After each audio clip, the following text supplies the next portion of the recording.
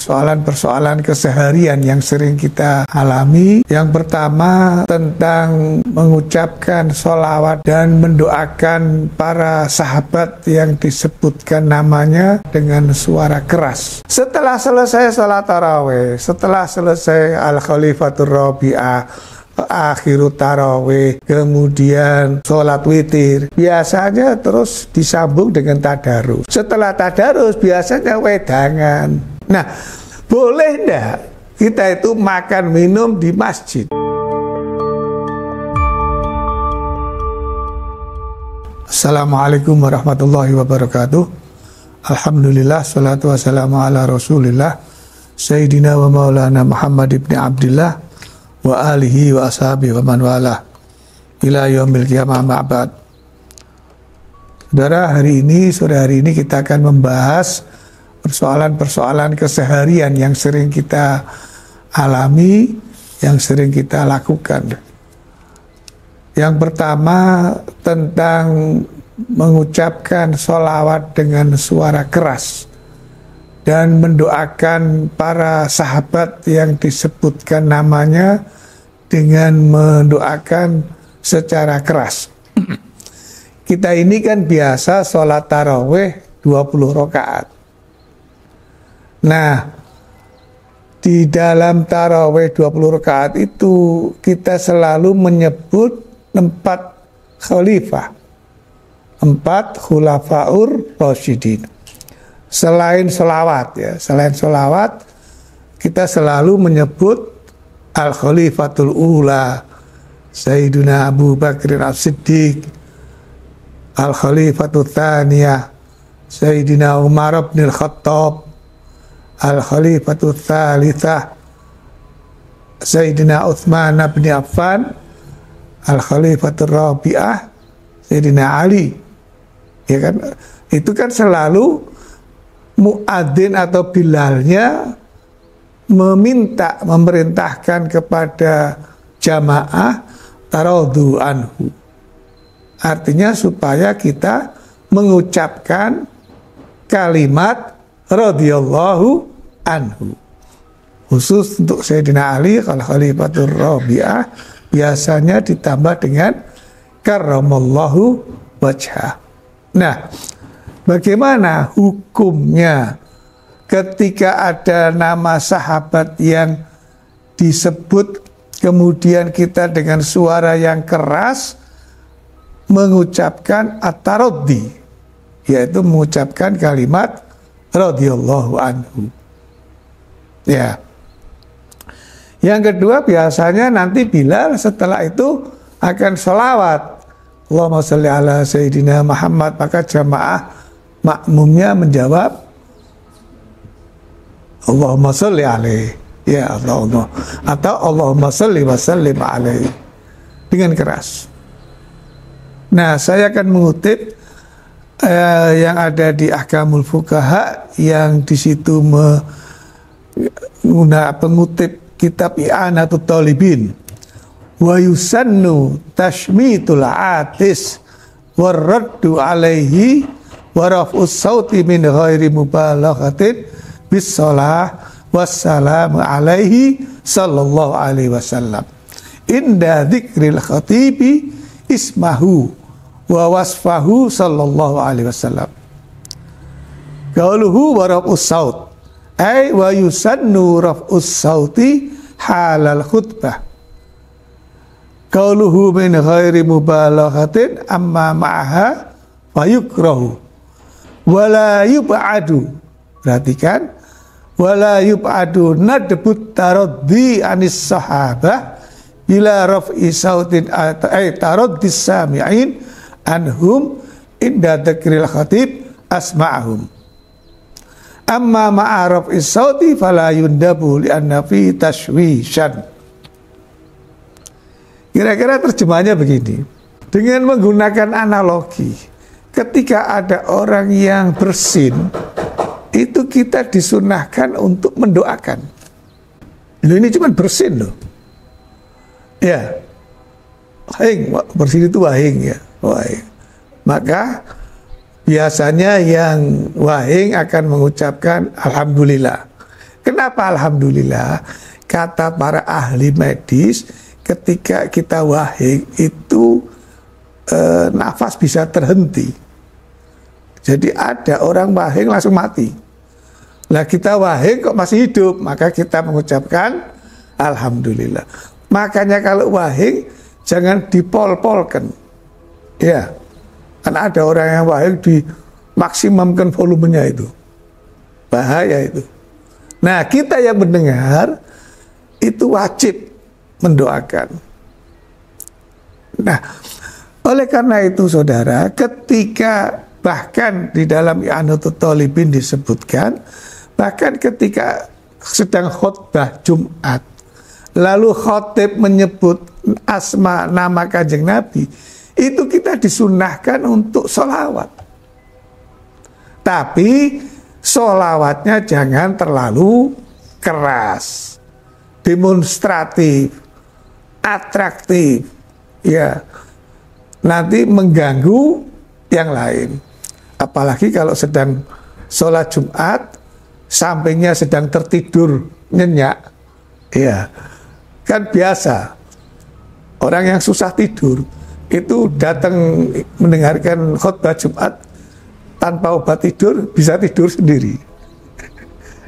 Nah, asal tidak teriak yang demonstratif, mengagetkan orang lain, mengganggu orang lain, maka disunahkan.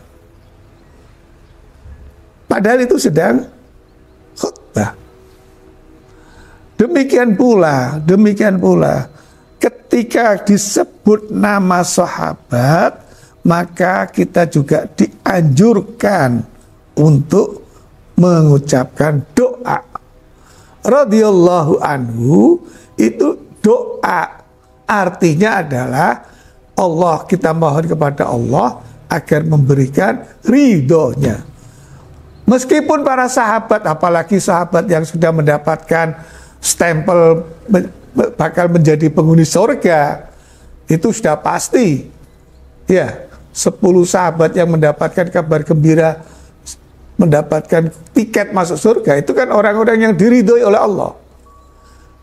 Nah, tapi jangan lupa doa kita kepada orang lain itu juga akan kembali kepada kita yang berdoa. Oleh karena itu ketika ada nama sahabat disebut, apalagi itu sahabat Khulafaur Rasyidin, ya, Al-Mahdiyin, yang dijamin oleh Kanjeng Nabi supaya kita mengikuti mereka. Ketika kita berpegang teguh kepada Al-Quran dan As-Sunnah, lalu kemudian di dalam Al-Quran kita tidak mendapatkan dalilnya, di dalam As-Sunnah juga kita tidak mendapatkan, Kanjeng Nabi pesan, pegang pendapat para khulafa ar-rasyidin. Oleh karena itu ketika Bilal di dalam sholat tarawih menyebut nama-nama mereka, kita dianjurkan untuk mengucapkan radhiyallahu anhu. Ya, mudah-mudahan doa itu kembali kepada kita juga akan mendapatkan ridho, kerelaan dari Allah Subhanahu wa ta'ala. Yang penting tidak berlebih-lebihan. Tidak, yang tadi saya katakan, tidak over. Ya, kalau overacting itu malah makruh. Ya, dari sunnah malah menjadi makruh. Jangan. Nah, ada dua model yang biasanya dilakukan oleh Bilal di dalam sholat tarawih 20 rakaat. Ada yang mengucapkan, atau Bilal itu mengucapkan, menyebut nama sahabat, kita mengucapkan radhiyallahu anhu setelah rakaat kedua selesai. Lalu setiap selesai 4 rakaat berarti setelah 2 salam, setelah 2 kali salam, kan sholat tarawihnya 2 rakaat 2 kali salam baru disebut al-khalifatul ula. Nah, sampai dengan yang keempat. Tapi ada juga kebiasaan menyebut 4 nama sahabat itu di 4 salam terakhir. Nah, ini juga menjadi penanda begitu sudah al-khalifatur rabi'ah berarti rakaat terakhir. Ya, kalau yang sudah kecapean itu legone ndak karuan, lego ya. Apalagi yang sedang ndak enak badan. Tapi itu hanya cara saja. Intinya adalah selalu ada kebiasaan tradisi menyebut asma Kanjeng Nabi. Bilal memerintahkan kita membaca sholawat. Kita sholawat dengan suara keras tapi tidak terlalu keras. Bilal menyebut nama-nama para khulafaur rasyidin. Kita mengucapkan radhiyallahu anhu. Tidak berlebihan agar tidak menjadi makruh. Setelah selesai sholat tarawih, setelah selesai al-khalifatur rabi'ah, akhirut tarawih, kemudian sholat witir, biasanya terus disambung dengan tadarus. Setelah tadarus biasanya wedangan. Ya, tidak di mana-mana itu. Mesti ada jaminan, mesti ada cemilan, mesti ada makanan. Tapi makanan kecil. Tidak mungkin habis tadarus tengah malam kok makan gado-gado 2 piring itu. Ya, tidak. Nasi padang 1 tumpuk. Biasanya makanan kecil. Nah, boleh tidak kita itu makan minum di masjid? Kalau itu sholat tarawihnya di masjid. Boleh atau tidak? Kita menggunakan tempat itu untuk makan dan minum. Bahkan kalau takjilul fitri itu kan memang tidak bisa dihindari. Ya. Tapi ada loh masjid yang takjilnya itu makan nasi. Nasi rawon lagi. Wah, enak kan? Kepingin tahu di mana mau takjil makan nasi rawon? Nanti saya beritahu tempatnya. Itu tapi tidak banyak. Biasanya kalau takjil ya makan kurma atau makanan kecil. Yang penting minuman manis. Nah, bagaimana kalau kemudian takjil atau makan minum setelah tadarus di masjid dan itu makan besar? Tidak hanya sekedar kurma 1-2 biji, tetapi akan ada nasi, ada kuah. Kalau perlu ada gulai, ya sambal goreng. Pokoknya kalau sedang puasa gini ngerasani makanan tuh enak ya. Semuanya enak. Nah, lagi-lagi saya akan mengutip kitab dari I'anatut Talibin. Wa yu'khadhu min dzalika annal wudu'a fil masjidi jaizun wa in taqatara fihi ma'uhu li'annahu ghairu maqsudin fala yahrumu wala yukrahu wala yushkalu bi tarhil ma'il musta'mal fihi fa innahu qila bi hurmatihi wa qila bi karahatihi wa huwa al-mu'tamad haitsu la taqdira li anna tarha dzalika maqsudun bi khilafil mutakatiri min a'dha'il wudu. Ya. Jadi lagi-lagi kita menggunakan kias, analogi. Kalau kias itu di dalam Ahlus Sunnah wal Jamaah dan madhab Syafi'i itu salah satu sumber hukum selain dari ijma. Ya, kalau kelompok lain hanya menggunakan Quran dan Sunnah, meskipun pada akhirnya juga pendapat ulama mereka, cuma tidak mau mengklaim sebagai taklid atau mengikuti ulamanya, sama saja. Nah, saudara-saudara, kalau kita itu masuk ke dalam masjid, lalu ada bekas tetesan air wudhu yang tumpah, itu tidak apa-apa. Yang tidak boleh itu kalau kemudian kita sengaja bawa air dari luar, apalagi air itu air najasah. Ya, maka itu haram hukumnya. Nah, Oleh karena itu, kalaupun kita harus terpaksa makan minum di masjid karena hidangan takjilnya memang makan besar, ya, selama itu tidak ngotori masjid. Nah, biasanya dikasih leme, apa itu? Leme itu apa? Dikasih alas, Ya, kalau di Masjidil Haram seperti yang pernah saya cerita, kasih plastik yang panjang, selesai langsung diringkes, buang ke sampah. Jadi tidak mengotori tempat kita sujud. So, jadi harus hati-hati. Kalau memang harus takjil, buka atau makan, ada makanan yang disiapkan setelah tadarus pada saat selesai sholat tarawih dan witir. Yang penting harus hati-hati, jangan sampai mengotori. Tidak ada masalah, hukumnya mubah, boleh saja. Yang dilarang itu ketika kita sengaja membawa makanan, minuman yang akan mengotori masjid. Yang dilarang, yang tidak boleh. Nah, yang terakhir, bagaimana kalau ada orang yang punya warung, dia tidak puasa, alasannya begini, nah saya ini punya makanan banyak, mosok saya harus puasa?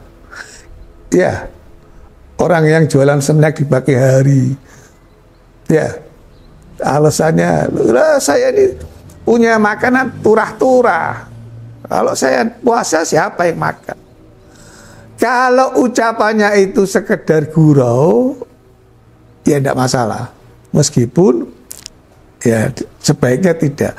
Tapi kalau ucapannya itu sengaja melecehkan kewajiban syar'i tentang kewajiban puasa, maka dia masuk dalam kategori kufur. Bahaya. Di dalam kitab Bughyatul Mustarsyidin, hakama alaih hakimun fatabarrama faqala istihza'an laisa hadas syar'u bisyai'in qad kafar. Jika dia misal ini analogi lagi, ketika ada seorang hakim yang memutuskan, kemudian yang diputuskan itu jengkel, lalu dia mengatakan syariat ini tidak ada artinya. Ketika seorang hakim memutuskan sebuah perkara, ya tidak aja hakim sebetulnya. Misalkan sekarang ini misalkan ada orang datang kepengen dihitungkan tentang hak dan kewajiban warisan, minta dihitungkan secara hukum Islam. Lalu setelah ditunjukkan secara hukum Islam, ternyata dia rugi, hitung-hitungannya rugi. Wah, dia dapat warisannya nggak banyak, rugi. Kemudian dia mengatakan ini syariat Islam nggak benar. Kalau itu niatnya melecehkan, kafir. Masuk kategori sudah kufur. Nah, tapi kalau hanya joke, ya seperti tadi orang yang jualan, gimana saya nggak tahan, saya punya masakan banyak kok suruh puasa. Kalau joke saja, ya itu tidak sampai kufur. Tapi bahaya ucapan-ucapan seperti itu. Mudah-mudahan kita tidak melakukan seperti itu. Allahumma amin ya rabbal alamin. Mudah-mudahan ada manfaatnya, kurang lebihnya mohon maaf. Wallahul muwaffiq ila aqwamit thoriq. Assalamualaikum warahmatullahi wabarakatuh.